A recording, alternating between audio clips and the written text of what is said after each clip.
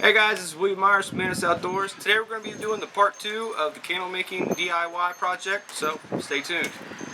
Alright guys, so the equipment that you're going to need for this next step in this project is a hair tie and a bobby pin. And you know, if you got women in your life, you know, even if they don't use these things, they're around for some reason. I don't even understand. My wife does not use these. I've never seen her use these, but there's 50,000 of them in our closet. The mold that we made, obviously that's going to be an essential part of this project. Beeswax. And kind of the optional equipment for this is these little stands. You get a little bit of a zoom in on that. You guys are going to have to excuse the car noises. I'm out front of my house and I live pretty close to a street, so you're going to hear some cars. But these little candle wick bases and a multi-tool. Basically what you're going to need is a pair of pliers and a knife. Multi-tool has both. Just get a multi-tool. You're going to need candle wicking. The bases and the candle wicks that I get are from a website called candlewick.com. That's candlewic.com. And this candle wick is 28 by 24. Hopefully you guys can see that writing there. I don't know if there's a glare or not. I'm getting kind of a glare from my vantage point. But that's the size of this. It's a cotton round, 28 by 24. An 8-ounce roll of this stuff is only like 10 bucks, I think. And there's enough here to do probably 1,000 candles. And so I got all my bases in here, this little tin here, so I don't have to go get a bunch of them. And like I said, obviously a bunch of wax and a heat source. We got the propane grill out here as our heat source. So I'm going to go ahead and kind of explain a little bit of the steps that I didn't explain in the previous video.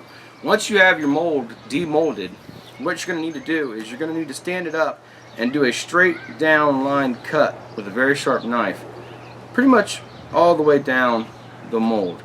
And that's really going to help you extract your candles out. If you don't have this cut down the middle, and it's not going to leak, you put these hair ties around the mold itself and it will not leak. You know, try to pop these candles out by pushing on the bottom and stretching and pulling. It's a headache, trust me, believe me. You know, you'll really, you're going to crack, damage, break candles before you get one out. You know, you're going to break 3 or 4 before you get one successful. You know, this way it's quicker. Plus, I'm successful probably 98% of the time. Every now and then I pull a candle too soon and it's still kind of in its liquid state. That's a failure. But this is way faster if you cut down the middle. And then all you got to do is, like I said, place a hair tie around it. Sometimes you might have to double that hair tie up. But just look at it. As long as you don't see light going through that crack, you're sealed up and you're not going to leak. So let's go ahead and double this one. Alright guys, so like I said, I got the candle wicking here, and this is the really important part. This part actually took some experimenting. If you get too big of a candle wick, then you'll get too hot of a flame, too big of a flame. It'll burn the candle wax and use it as fuel too fast, and it'll go down the lantern itself.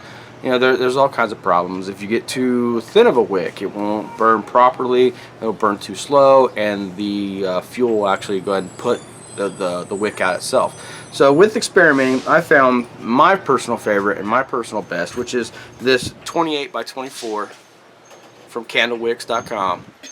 But you have to double it. You have to put it in 2s. So you guys are kind of getting a freebie here, as in you're seeing the candle wicks that I use and how to make it, plus you're getting a primitive cordage lesson. So let's just make a kind of a small wick. We don't need nothing too huge just for this demonstration here. We got the kids coming home, school buses here. We got all kinds of distractions in the background.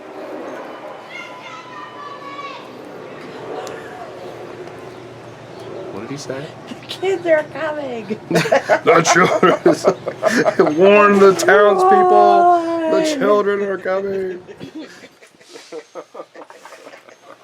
Shouldn't you be riding on a horse telling everyone? Yeah, Paul Revere and that.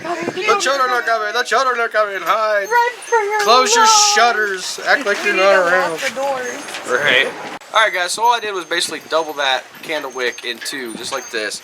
And this is a real quick, easy way to make cordage. And the way that we do that is not the 2-ply reverse wrap cordage that you see me make in a previous video. We're just going to make this quick twist just like this, rolling it on our leg and then letting go. And what that does is it puts a nice twist right in the wick, just like that. And then we grab where the twist is and then progress down, making sure that this is spread. These ends right here are spread because you don't want them to touch when you're rolling because they'll wrap up. Just give it a nice tight twist. Like I said, let go. Gives it a twist. Go ahead and proceed down. Get this all done up real quick. Then I'll show you the next step.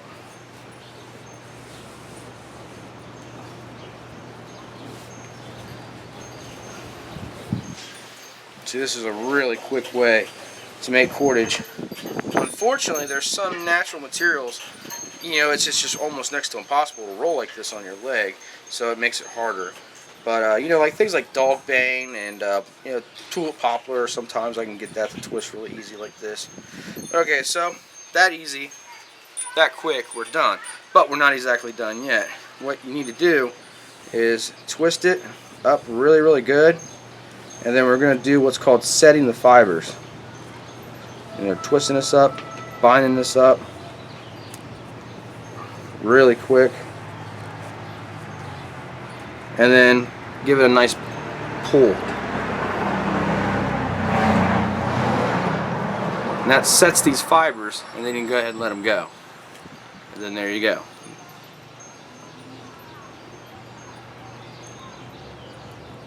That's how quickly to make cordage and how I make these candle wicks to where they burn perfectly, hot enough, they use the fuel good enough.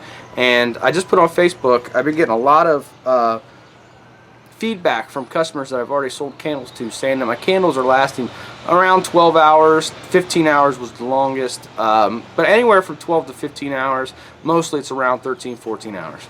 Alright guys, so the bobby pin that I told you guys to get serves two purposes. It's going to actually thread this mold. Could I have a tornado or what? I mean, jeez. I have severe thunderstorms. Oh, really?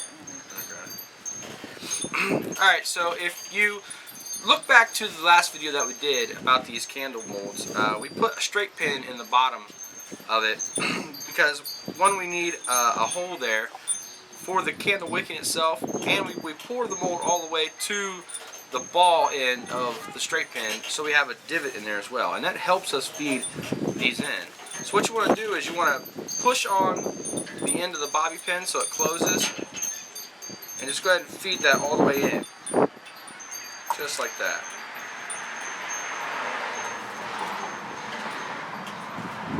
And this urethane is some really, really strong stuff, so it's not like, I mean, that's going to close right back up.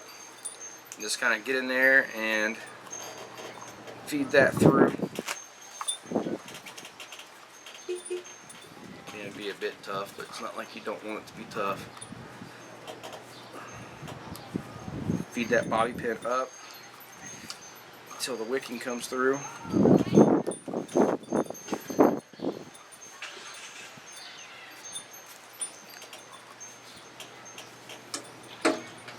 There we go. The wicks come through. So, alright guys, so if you recall from the last video, this is what's called a self-wicking mold. And what that means is that once the candle wick is in and we pour a candle, once we remove that candle, the only thing we're doing is pulling more wick up. And then we cut it, mold's already wicked. So at this time what I'm going to do is I'm going to go ahead and light the stove here. We're going to get some candle wax melted at this point, so by the time it's melted we're ready to pour. And then we're going to proceed building our mold.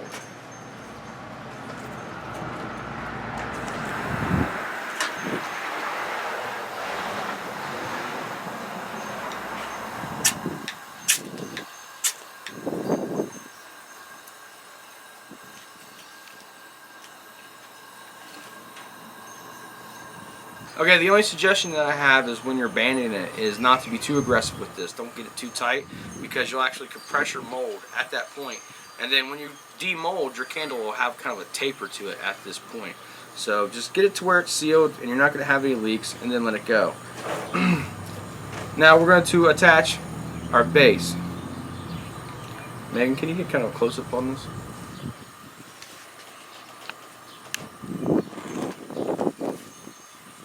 Yep. Close up.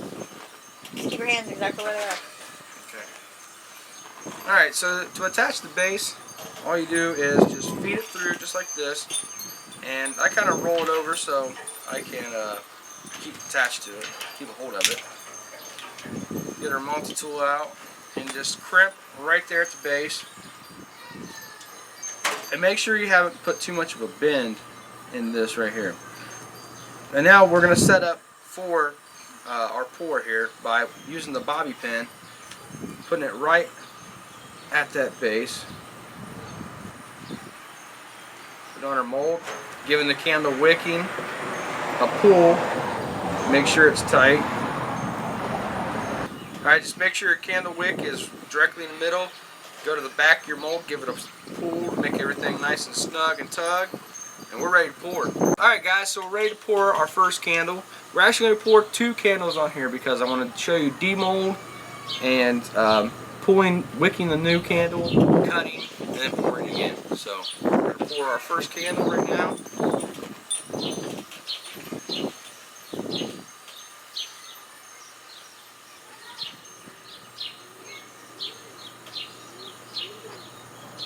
Just take that all the way to the top just like that.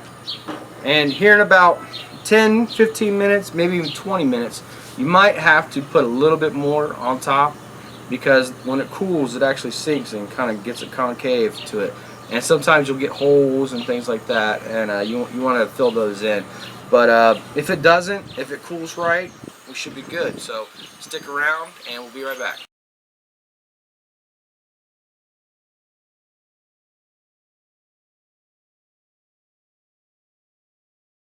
Alright guys, so I'm pretty sure this has been long enough. I think I'm kind of rushing this a little bit because I want to get this video done. But let's go ahead and try to demold this and see what we get. So I'm just folding the bands down until I meet where my split is in the mold. And then I need to take and push the bobby pin out. And then from this point, what I want to do is I want to pull on the reserve slack of the candle wick until it pulls this base down without removing it from the basis, from the wick itself. And I kind of push down on it to kind of give it some guidance. This will also tell me how close I am to demolding too. So I'm pretty confident that I could demold this just from what I got now. So what I'm going to do is I'm going to kind of dress the back end of this candle up, because you know this is the stand, this is the bottom of the candle that we have right now. So I'm kind of dressing it up right now with just my finger. It's pliable enough right now that I can do so. And that's pretty much good enough. And then find my split in the mold. Slowly pull it apart. And what I want to do is I want it to make pretty much a wave with this side of the mold and a wave all the way around just like this. And that'll demold that whole side and then pull apart this part. Spread it apart with my fingers and pull out. And now we get to kind of eyeball how big we want the candle wick, how long I should say, we want the candle wick itself to be. And that's not really hard, you know. Just kind of make it, I don't know, about a little bit less than a ½ inch. With a sharp enough knife, it's not very hard to cut it, just like that.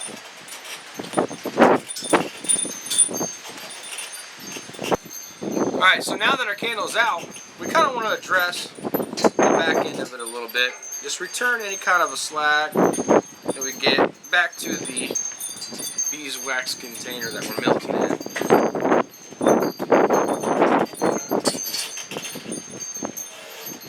And this has only been a matter of, I don't know, 15-20 minutes. It hasn't really been that long.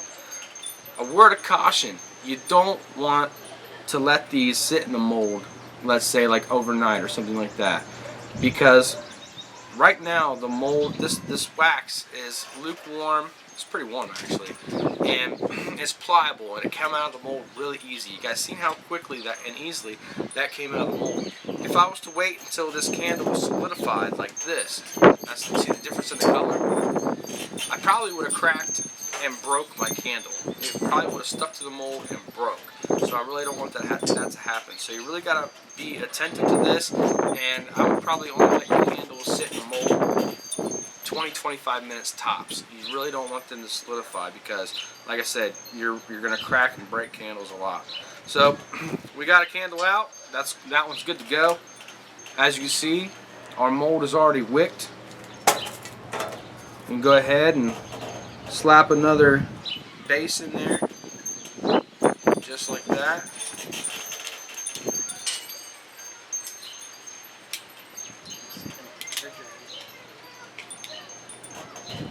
Crimp it on multi-tool.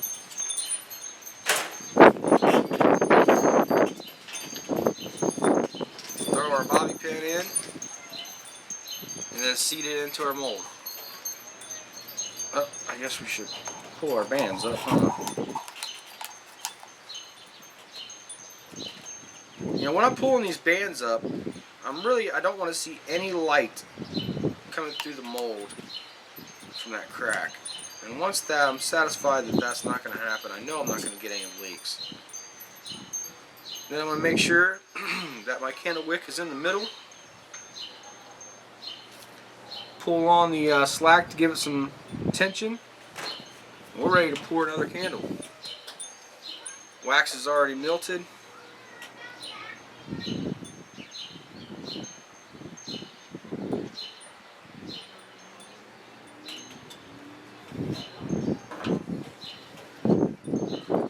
There we go, guys. About 20-25 minutes from now, we're going to have 2 candles. And then it just goes on until we run out of wick. We make some more wick, thread it, and we keep making candles. So if this DIY project is something that you're just absolutely not interested in, I am selling these beeswax candles. I have a connection with some beeswax, all the beeswax that I can actually handle. And depending on the price of beeswax, which fluctuates, I can sell these candles from anywhere for $3 for $5 or $3 for $6. So you can hit me up on Facebook. You can email me at manisoutdoors@gmail.com or facebook.com/manisoutdoors. Just send me a PM, or if anybody's on my actual William Myers Facebook, just hit me up if you're interested at all in any of these. I can sell them by the candle, which is, I believe it's $2 a candle. Like I said, it fluctuates. Or I can sell them 3 for $6, 3 for $5. I'll let you know what the price of beeswax is at that time of selling them. It shouldn't be any more than $6 for 3. And that's a lot cheaper than you're going to get from any kind of a website, because the cheapest that I've found them is 3 for $10 or 3 for $15. You know, I've seen them as that high before. So, just like I said, remember that. If you're not interested in this DIY project at all, hit me up. I'll give you some candles on the cheap. Just add shipping and handling, and we'll get them to you. Alright guys, well, this has been William Myers with Manis Outdoors. I hope you enjoyed the video, and if you did, I appreciate it if you click subscribe. Pushing like really helps my channel and my video out a lot. I appreciate all your views, comments, and support, and hopefully we'll see you out in the woods.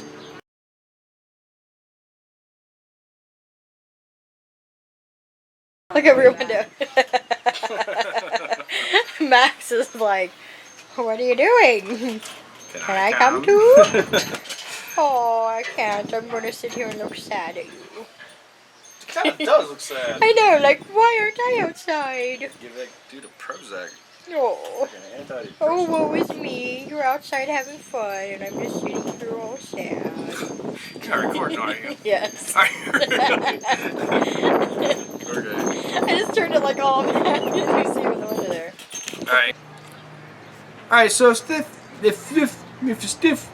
3, 2, 1. This has been William Myers, currently in the middle of a hurricane. The field reporter. Man, the winds are pretty tough, Tom. We're doing okay. Blowing away here, man. Alright. 3, 2, 1. Alright guys, well, this has been William Myers, man.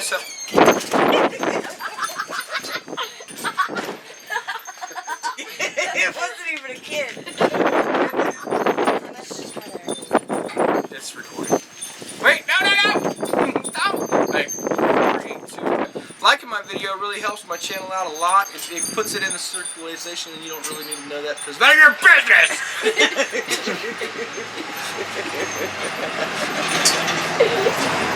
Oh my gosh!